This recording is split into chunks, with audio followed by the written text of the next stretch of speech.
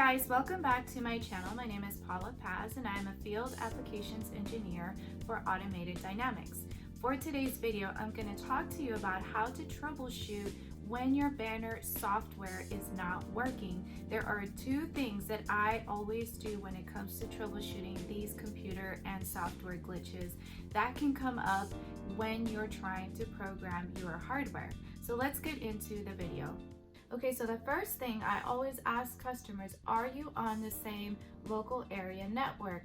And so how do you check that? So let me run through the process of doing that. So in this case, for example, I've got my safety software open, and if I check on the discovery, it goes out and it does find my scanner, which is connected. However, when I double click to connect to it, it barks at me and says that I am on a different network.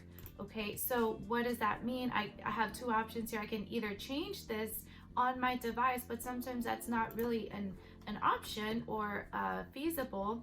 But what I can do is change my laptop's Ethernet LAN settings. So if you click on your search bar and you just type in Ethernet settings, it'll bring you up to the system settings here, and it'll take you directly to where you need to go.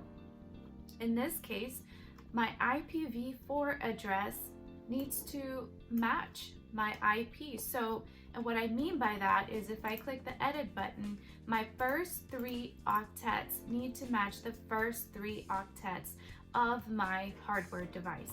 So if obviously here I have a 0, I need to change that to a 1, and then my last octet, that needs to be a different number between 1 and 255. So once I select a random number here, I'm going to be on the same local area network now. So now that you verify that you are on the same 3 octets and you picked a different number, you can now click the save button and it should allow you through into the software. So now if I double click, I might have to reopen the software because I made those changes. So now that I've reopened my software, let me go ahead and click on it again and see if it gives me a wrong. Oh, it went straight through. So I should be able now to click the next arrow and go into the software program. Okay, so that was step 1. Let's move on to step 2. The other common problem that we see sometimes with any software glitches is the firewall of laptops. So this has been coming up a lot more recently, so I wanted to make this video to kind of walk people through that really quickly. So if you go to your search bar and you just type in firewall, you're going to need admin settings to do this, so your IT hopefully will allow you to do this. You should have an option here for allow an app through firewall. Once I'm in there, I'm going to scroll through and look at the software that I have. So for example, my safety laser scanner that I was showing you earlier, it should be set for private and public.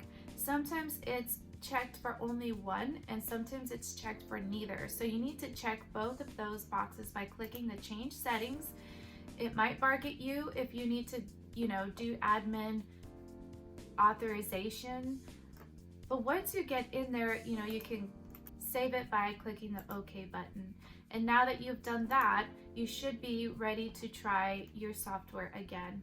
One of the common problems that we see with whenever this is the problem is that the software will open, but it won't actually allow you to click on anything. For example, on the safety software, it won't actually allow you to monitor the surrounding areas when you try to teach it as well. So anyway, I hope this was helpful, and give it a try. And if it still doesn't work, make sure you contact your local rep for additional support. See you on the next video.